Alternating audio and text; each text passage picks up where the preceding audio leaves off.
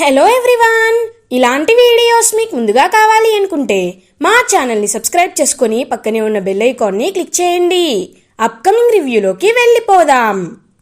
అమర్ అరుంధతి ఫోటోని హాల్లోకి తీసుకువస్తాడు. ఇంకా అలా అరుంధతి ఫోటోని హాల్లోకి తీసుకువచ్చి పాపం ఆరు ఫోటోకి పూలదండని వేసి అలా ప్రేమగా అరుంధతి ఫోటో వైపే చూస్తూ ఉంటాడు అమర్. అప్పుడే ఇంకా బాగీని రాతోటి తీసుకొని వెళ్ళిపోవడంతో బాగీ ఆ ఫోటోని అప్పటికైతే చూడదన్నమాట. ఇంకా అంజు వీళ్ళందరూ కూడా అమ్మ నువ్వు మాతోనే ఉన్నావు, ఎప్పటికీ మాతోనే ఉంటావు అని ఫోటో ముందుకి వచ్చి పాపం చాలా బాధపడుతూ ఇంకా అలా వాళ్ళ అమ్మ ఫోటోని హక్ చేసుకుంటారు పిల్లలు. సరే నేను ఖచ్చితంగా రాతోడ్ నువ్వు చెప్పినట్ట మనోహరిని ఒకవైపు అబ్జర్వ్ చేస్తూ ఉంటాను. ఆ మనోహరిని ఎలా అయినా సాక్ష్యాలతో సహా దొరికేలా చేస్తాను. ఆరు ఒక్క కూడా కోరుకునేది అదే అని ఇంకా అమర్ గురించి అరుంధతి గురించి రాతోడ్తో మాట్లాడుతుంది బాగీ. ఇది ఇలా ఉండగా మార్నింగ్ అవుతుంది. బాగీ తలస్నానం చేసి దేవుడికి పూజ చేసి అలా అందరికీ హారతి ఇస్తూ ఉంటుంది. అప్పుడే పక్కనే ఉన్న అరుంధతి ఫోటో అలా ఇంకా ఉంటుంది హాల్లో. అత్తయ్య హారతి తీసుకోండి అని అంటుంది బాగీ. మిస్సమ్మ నీకు నిన్న కుదరలేదు, నువ్వే ఆరు ఫోటోకి దీపం వెలిగించాలి రామిస్సమ్మ అని ఇంకా అలా కరెక్ట్గా అరుంధతి ఫోటో దగ్గరికి తీసుకువెళ్తాడు అమర్ బాగీని. బాగీ ఇంకా అలా ఒక్కసారిగా అరుంధతి ఫోటో చూసి షాక్ అయిపోతుంది. ఇంకా అలా వెంటనే తన చేతిలో ఉన్న హారతి పళ్ళాన్ని పడేస్తుందనమాట.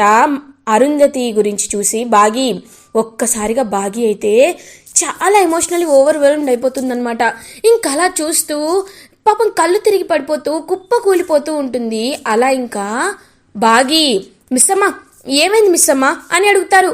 ఏమండి తను ఆరు అక్క అని చెప్పి ఇంకా చాలా ఎగ్జైటింగ్ అవుతూ ఉంటుంది, షాక్ అయిపోతూ ఉంటుంది బాగీ. అదేంటి మిస్సమ్మ నువ్వు ఆరుని ఇంతకుముందు చూసావా అని అడుగుతాడు అమర్. చూడడం ఏంటండి, రోజు నేను మాట్లాడేది ఆరు ఒక్కతోనే అని చెప్తుంది బాగీ. ఒక్కసారిగా అదంతా విన్న అమర్, పిల్లలు అండ్ బాగీ అండ్ మనోహరి వీళ్ళందరూ ఒక్కసారిగా షాక్ అయిపోతారు. ఇంకా అలా చూస్తూ ఉండిపోతారనమాట. మిస్సమ్మ అని అంటారు. అవునండి అక్కతో నేను రోజు మాట్లాడాను, అన్ని విషయాలు అక్క తెలిసినట్టే మాట్లాడుతుంటే ఏంటా అనుకున్నాను, కానీ నాకు నేను నమ్మలేకపోతున్నాను, ఇది కళ నిజమా అని చెప్పి ఇంకా అలా కళ్ళు తిరిగి పడిపోతుందనమాట పాపం బాగీ. ఇదంతా కిటికీలోంచి చూస్తూ ఉంటుంది అరుంధతి. గుప్తా గారు నేనే విషయం అయితే తెలియకూడదు అనుకున్నాను, ఆ విషయం మిస్సమ్మకు తెలిసిపోయింది గుప్తా గారు, ఇప్పుడు ఏం చేయాలి గుప్తా గారు అని పాపం బాధపడుతూ ఉంటుందన్నమాట. అలా ఇంకా అరుంధతి బాలిక ఏ సమయం వస్తే ఆ సమయానికి అవే జరుగును, నువ్వు బాధపడినా ఇప్పుడు ప్రయోజనము లేదు, కాబట్టి నువ్వు విధిని గౌరవించాలి కానీ విధికి ఎదురు వెళ్ళకూడదు బాలిక. ఇంకొక ముఖ్య విషయము, ఇవాళే నీకు నీ కన్న తల్లిదండ్రులు ఎవరో కూడా తెలియను అని అంటారు. గుప్తా గారు మీరు చెప్పేది నిజమా, నేను మా అమ్మా నాన్నని చూస్తానా అని అంటుంది. అవును అని అంటారు పాపం. అలా చిత్రగుప్త ఇంకా అలా కళ్ళు తిరిగి పడిపోయిన బాగీ దగ్గరికి వస్తాడనమాట. అమర్ తన్ని ఎత్తుకొని ఇంక తీసుకువెళ్ళి రూమ్లో ఇంకా వాటర్ చెల్లి మిస్సమ్మ అని పిలుస్తూ ఉంటారు. అప్పుడే ఇంకా రామ్మూర్తి కూడా వస్తాడు. రామ్మూర్తి కూడా అలా మిస్సమ్మ వైపు చూస్తూ అమ్మా బాగీ ఏమైందమ్మా అని చెప్పి పాపం చాలా ప్రేమగా చూసుకుంటూ ఉంటారు. నాన్న నేను నమ్మలేకపోతున్నానని ఏడుస్తూ ఉంటుంది బాగీ. అరుంధతి ఫోటో దగ్గరికి తీసుకువెళ్తాడు అమర్ బాగీని అండ్ మీ రామ్మూర్తిని. మావయ్య గారు మిస్సమ్మ మీకు ఇంకొక విషయం కూడా నేను చెప్పాలనుకుంటున్నాను.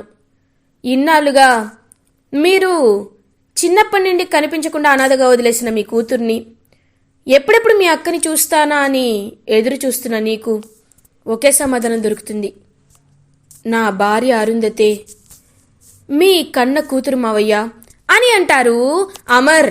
ఒక్కసారిగా తన కన్న కూతురు అరుంధతి అని తెలుసుకొని పాపం షాక్ అయిపోతారు రామ్మూర్తి.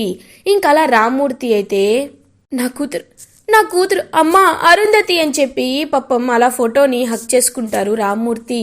ఇంకా పాపం చాలా హ్యాపీగా ఫీల్ అవుతుంది మిస్ అమ్మ. అమర్ కూడా ఏవండి, మా అక్క ఎప్పటికీ మాతోనే ఉంది. తన్ని నాకు చూసే భాగ్యం, తనతో మాట్లాడే భాగ్యం, తనతో కలిసిమెలిసి ఉండే భాగ్యం నాకు దక్కింది. ఇప్పుడు నాకు అక్కని చూడాలనిపిస్తుంది. అక్క అక్క అని మొత్తం వెతుకుతూ ఉంటుంది పాపం బాగి. కానీ ఎక్కడ మిస్ అమ్మ అయితే తనైతే కనబడదు. అరుంధతి ఒక దగ్గర దాక్కొని పాపం చాలా బాధపడుతూ ఉంటుంది అరుంధతి కూడా. అలా రామ్మూర్తి అండ్ మిస్ అమ్మకైతే తన సొంత అక్క అరుంధతి అనే విషయాన్ని తెలుసుకుంటారు. ఇది ఇలా ఉండగా మనోహరి తన రూమ్కి వచ్చి, నేను ఏదైతే తెలియకూడదు అనుకున్నానో అదే తెలిసింది. ఏం చేయాలి ఇప్పుడు, ఏం చేయాలి అని అటు ఇటు తిరుగుతూ ఉంటుంది మనోహరి. అప్పుడే కరెక్ట్గా మనోహరికి ఫోన్ కాల్ వస్తుంది. ఇదేంటి, ఈ రణ్వీర్ ఫోన్ చేస్తున్నాడు అని ఫోన్ లిఫ్ట్ చేస్తుంది మనోహరి. హలో ఏంటి అని అంటుంది. ఏంటి మనోహరి, చాలా ప్రశాంతంగా ఉన్నట్టున్నావు, నేను చెప్పిన పని మర్చిపోయావా అని అంటాడు రణ్వీర్. పనా, ఏం పని అని అడుగుతుంది. నాకు తెలుసు మనోహరి, నీకు కన్న బిడ్డ కంటే భర్త కంటే ఆ అమరే ఎక్కువ. ఆయన ఎంత మంచివాడు కాకపోతే నిన్ను ఇంకా ఇంట్లో ఉండనిచ్చాడు. చూడు, నా కూతురి కేసు కోర్టు హియరింగ్కి వచ్చింది. ఇంకొక 2 రోజుల్లో కోర్టులో తీర్పిస్తారు. ఈలోపు నా కూతుర్ని తీసుకువెళ్ళకపోతే ఆస్తంతా అనాథ శరణాలయానికి వెళ్ళిపోతుంది. కాబట్టి నీకు ఒక్కరోజే టైం ఇస్తున్నాను మనోహరి. నా కన్న కూతురు ఎవరో నాకు చెప్పేయి, నేను వదిలేస్తాను. లేకపోతే ఖచ్చితంగా నా చేతిలో నువ్వు చచ్చిపోతావు మనోహరి. నువ్వు చచ్చాక నేను ఏదో ఒకటి చేసి నా కూతురి జాడ తెలుసుకుంటాను. లేకపోతే అమర్కి నిజాలని చెప్తే నువ్వు చచ్చినట్టే లెక్క. మర్డర్ కేసులో ఉండి జైలుకైనా వెళ్తానేమో కానీ నిన్ను మాత్రం వదిలిపెట్టను మనోహరి. ఆ విషయాన్ని నువ్వు గుర్తుపెట్టుకుంటే చాలా చాలా బాగుంటుంది. ఒక్కరోజు గడువు. ఈలోపు నా కూతురు ఎక్కడున్నా నాకు నువ్వు అప్పచెప్పాలి అని ఇంక కాల్ కట్ చేస్తాడు రణ్వీర్. హలో రణ్వీర్, వీడేంటి కరెక్ట్ టైంకి టెన్షన్ పెడుతున్నాడు. ఇప్పుడు ఏం చేయాలి? నా కూతురంట, అది ఎక్కడుందో, ఏం చేస్తుందో, ఎవరింట్లో ఉందో, ఏ అనాథ శరణాలయంలో ఉందో, ఇవన్నీ నేను ఎలా తెలుసుకోవాలి అని చెప్పి ఇంకా చాలా బాధపడుతూ ఉంటుంది మనోహరి. ఇంకా అదే టైంకి అలా ఇంకా బాగి అయితే మనోహరి వైపు దొంగతనంగా చూస్తూ ఉంటుంది. వెళ్ళి ఆ బాబ్జీ గారిని కలవాలి. వాడు కోలుకున్నాడేమో, వాడితో ఒకసారి మాట్లాడాలి అని ఇంకా కారులో బాబ్జీ దగ్గరికి బయలుదేరుతుంది మనోహరిని అలా ఇంకా సీక్రెట్గా ఫాలో అవుతూ ఉంటుందన్నమాట బాగి. అదంతా చూస్తున్న అరుంధతి, గుప్తా గారు, ఈ మనోహరికి ఎలా అయినా బుద్ధి చెప్పేలా మిస్సమ్మ చేస్తే బావుండు అని అంటారు. అవును బాలిక, నువ్వు అనుకున్నదే జరుగును. నువ్వేమీ బాధపడకము. నీవు సంధించు ప్రశ్నలు, నీ మనసులో ఉన్న అలజడులు అన్నీ తొలగే నువ్వు మోక్ష మార్గానికి చేరుకుంటావు బాలిక అని పాపం చిత్రగుప్త ధైర్యం చెప్తూ ఉంటారు అరుంధతికి. గుప్తా గారు, మీరు చెప్పేది నిజమైతే నేను చాలా సంతోషిస్తాను. ఆ మనోహరిని ఎలా అయినా ఇంటి నుండి వాళ్ళు గెంటేయాలని చెప్పి ఇంకా పాపం హ్యాపీగా ఫీల్ అవుతుంది అరుంధతి. ఇది ఇలా ఉండగా మనోహరి అలా ఇంకా ఆ బాబ్జీ దగ్గరికి రీచ్ అవుతుంది. బాబ్జీ అని అంటుంది. మేడం అని అంటాడు. ఇప్పుడు ఎలా ఉంది బాబ్జీ అని అడుగుతుంది మనోహరి. ఇంకా మనోహరిని ఫాలో అవుతున్న బాబ్జీని కలవడం చూసి ఒక్కసారిగా బాగి అయితే షాక్ అయిపోతుంది. ఇంకా అలా వెంటనే రాథోడ్కి మెసేజ్ చేస్తుంది. హలో రాథోడ్, నువ్వు త్వరగా ఈ హాస్పిటల్కి రా, మనోహరి అడ్డంగా దొరికిపోయింది అని చెప్తాడనమాట. ఇంకా అలా మెసేజ్ చేస్తుంది బాగి. సార్ త్వరగా రండి సార్ అని అంటారు. ఎక్కడికి అని అడుగుతాడు అమర్. సార్ ప్లీజ్ సార్ త్వరగా రండి సార్ అని చెప్పి ఇంకా అమర్ రాథోడ్ ఇద్దరు బయలుదేరుతారు హాస్పిటల్కి. మేడం, మీరు నన్ను వదిలేయండి మేడం, మీకు దండం పెడతాను. నాకు డబ్బాస్ చూపించి ఆ అరుంధతి మేడంని నా చేత్తోనే చంపించారు. ఇప్పుడు కూడా డబ్బాస్ చూపించి తన స్థానంలో ఉన్న ఆ భాగమతిని చంపించాలనుకున్నారు. కానీ తాను తీసిన గోతిలో తానే పడ్డట్టు నేను చేయాలనుకున్న యాక్సిడెంట్ నాకే అయ్యింది. ఇప్పుడు నాకు అర్థమైంది మేడం, మంచి వాళ్ళ జోలికి ఎప్పుడూ వెళ్ళకూడదని. నన్ను వదిలేయండి మేడం. నాకు మీరు వద్దు, మీ డబ్బు వద్దు, మీ పని వద్దు. ఏదో ఒకటి హాస్పిటల్ నుండి డిశ్చార్జ్ అయ్యాక కూలి పనికైనా వెళ్తాను, కానీ ఇలా ప్రాణాలు తీసే పని మాత్రం చెయ్యను మేడం అని అంటాడు బాబ్జీ. రేయ్, ఏమంటున్నావురా నువ్వు? నాకు ఉన్న ఆధారం నువ్వొక్కడివే. నీతోనే అన్ని పనులు చేయించాలనుకుంటున్నాను. చూడు, నువ్విలా అంటే నేను అస్సలు ఊరుకోను అని అంటారు. అదేంటి మేడం, మీరు వేరే వాళ్ళని చూసుకోండి. నాలాంటి వాళ్ళు మార్కెట్లో 100 మంది ఉంటారు మేడం. మీరు వాళ్ళని చూసుకొని నన్ను వదిలేయండి మేడం అని అంటారు. చూడు, నేను చెప్పినట్టు నువ్వు వెళ్ళి నా కూతురు ఎక్కడుందో తెలుసుకోవాలి. లేకపోతే నువ్వే అరుంధతిని చంపావని నా దగ్గర సాక్ష్యాలు ఉన్నాయి. అవి డైరెక్ట్గా అమర్ చేతికి ఇస్తాను. అప్పుడు అమర్ నిన్ను ప్రాణాలతో లేకుండా చేస్తాడు. ఈ ఒక్క మర్డర్ చేసి ఒక్క ఇన్ఫర్మేషన్ ఇచ్చి పక్కకి తప్పుకుంటావా, లేకపోతే అమర్ చేతిలో శాశ్వతంగా చచ్చిపోతావా అనేది నీ ఇష్టం అని అంటుంది. అలా ఇంకా మనోహరి, అప్పుడే ఇంకా మనోహరి అని గట్టిగా అమర్ వాయిస్ వినపడుతుంది. ఒక్కసారిగా షాక్ అయిపోతుంది మనోహరి. ఇంకా అలా మనోహరి అయితే షాక్లో చాలా టెన్షన్ పడుతూ చూస్తూ ఉంటుంది. మనోహరి, నువ్వు వీడితో మాట్లాడుతున్నావా? వీడికి నువ్వేనా ఆరుని చంపమని అని అంటారు అమర్. లేదమర్, నేను అలా ఎందుకంటాను? వీడిక్కడున్నాడని తెలుసుకొని నేను ఇక్కడికి వచ్చానమర్. నేనేం తప్పు చేయలేదమర్, నన్ను నమ్మమర్. ఈ మిస్సమ్మ కావాలనే నన్ను ఇరికించాలని చూస్తుంది అని అబద్ధాలు చెప్తూ ఉంటుందన్నమాట. అలా ఇంకా కావాలని ఆ మనోహరి, ఏవండి, ఈ మనోహరి చెప్తున్నవన్నీ అబద్ధాలేనండి. నా దగ్గర వీడియో సాక్ష్యం కూడా ఉంది. ఇదిగో ఈ మనోహరి అలా అంటుందనే నేను ఇలా చేశాను అని చెప్పి వీడియో తీసి చూపిస్తుంది. అలా ఇంకా మనోహరి వీడియోని అమర్కి బాగి, ఇంకా అలా బాబ్జీ అన్ని నిజాలు ఒప్పుకున్న వీడియోని చూసి ఒక్కసారిగా షాక్ అయిపోతాడు అమర్. నువ్వు ఇలా చేస్తావని నేను కల్లో కూడా అనుకోలేదు మనోహరి. నిన్ను ఆరు ఎంతగానో ప్రేమించింది, ఎంతగానో అభిమానించింది. నువ్వు తన ప్రాణ స్నేహితురాలు అని అనుకుంది. కానీ నువ్వు మాత్రం అలా అనుకోలేదు. నా ఆరుని చంపించేయాలనుకున్నావు. చంపేశావు. ఏం పాపం చేసింది? తను ఏం తప్పు చేసింది మనోహరి? లేదు, నువ్వు అనుభవించాల్సిందే. నీ తప్పుకి నువ్వు శిక్షని అనుభవించాల్సిందే అని గట్టిగా చెప్తాడనమాట అమర్. లేదమర్, ఇదంతా నేను నీకోసమే చేశానమర్. నువ్వంటే నాకు చాలా ఇష్టం అమర్. అందుకే ఇలా చేశానమర్. నువ్వు నాకు కావాలమర్ అని అంటుంది. ఛీ, నువ్వలా అంటుంటేనే నాకు అసహ్యం వేస్తుంది. నేను నీకు కావడం ఏంటి? నా మనసులో ఉండేది ఎప్పటికీ అరుంధతి, మిస్సమ్మ మాత్రమే అని అంటాడు అమర్. ఒక్కసారిగా ఇంకా అలా మిస్సమ్మ అని పేరు చెప్పేసరికి పాపం బాగి కూడా చాలా అంటే చాలా హ్యాపీగా ఫీల్ అవుతుంది. ఇంకా అలా బాగి ప్రేమగా చూస్తూ ఉంటుంది అమర్ వైపు. నీలాంటి వాళ్ళని ఇంట్లో ఉండినందుకు మా చేత్తో మేమే మమ్మల్ని హాని చేసుకున్నట్లు అయింది. సరే, ఇప్పుడు చెప్తున్నాను, నువ్వు అరుంధతి ప్రాణ స్నేహితురాలివి కాబట్టే నిన్ను వదిలేస్తున్నాను. లేకపోతే నిన్ను పోలీసులకు అప్పచెప్పేవాడిని. వెళ్ళిపో, ఇక్కడి నుండి వెళ్ళిపో. ఇంకొకసారి నన్ను కలవాలని కానీ మా జోలికి కానీ వచ్చావంటే ఖచ్చితంగా నిన్ను ప్రాణాలతోనే ఉంచను అని ఇంకా అలా మిస్సమ్మతో పాటు అక్కడి నుండి వెళ్ళిపోతాడనమాట పాపం అమర్. ఇంకా అలా మనోహరి, ఇలా జరిగిందేంటి? నేను అమర్ని ఎంతగానో ప్రేమించాను, కానీ ఈ అమర్ నన్ను కాదంటాడా? ఎవరి కోసం?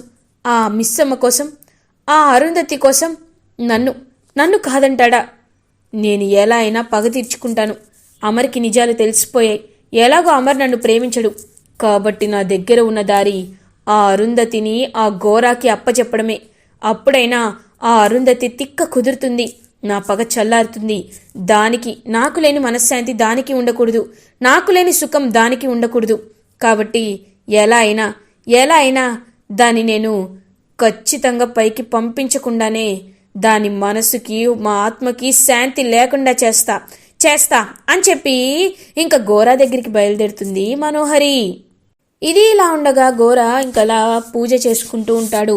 గోరా, నేను నేను నిన్ను నమ్మలేదు గోరా. నేను నీకు మోసం చేయాలనుకున్నాను, కానీ నా తప్పేంటో నేను తెలుసుకున్నాను గోరా, తెలుసుకున్నాను అని చెప్పి ఆ మనోహరి వస్తుంది. మనోహరి, నువ్వు ఎంత అవకాశవాదవో నాకు తెలుసు. నీ గురించి నిజం తెలిసిపోయి ఉంటుంది, అందుకే నువ్వు నా దగ్గరికి వచ్చావు.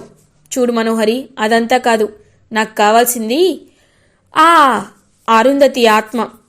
ఆ అస్థికలు ఎక్కడున్నాయో నాకు చెప్పు. నేను ఈ ప్రపంచంలో కల్లా శక్తివంతున్నై ఆ అమర్ని కూడా నా వశపరుచుకొని నీకు దగ్గరయ్యేలా నేను చేస్తాను అని చెప్పి ఇంకా అలా చెప్తాడనమాట అమర్ గురించి. ఆ గోరా ఇంకా హ్యాపీగా ఫీల్ అవుతుంది మనోహరి. ఇది ఇలా ఉండగా పౌర్ణమి డే వస్తుంది. ఇంకా అలా అరుంధతి చాలా హ్యాపీగా ఉంటుంది. గుప్తా గారు, నాకు నిజంగా చాలా సంతోషంగా ఉంది గుప్తా గారు. ఎందుకంటే నేను ఎంతో ఎంతో ప్రశాంతంగా ఉన్నాను. దీనికి కారణం కేవలం ఆ మనోహరి ఇంటిలోండి వెళ్ళిపోయింది కాబట్టి. ఆ మనోహరి ఇంటి నుండి వెళ్ళిపోయాక నేను చాలా హ్యాపీగా ఉన్నాను అని హ్యాపీగా ఫీల్ అవుతూ ఉంటుంది పాపం అరుంధతి. బాలిక, ఒకటి వెళ్ళిపోతే ఇంకొక సమస్య వస్తూనే ఉండును బాలిక. ఆ విషయాన్ని నువ్వు తెలుసుకోవలను అని చెప్తాడనమాట పాపం.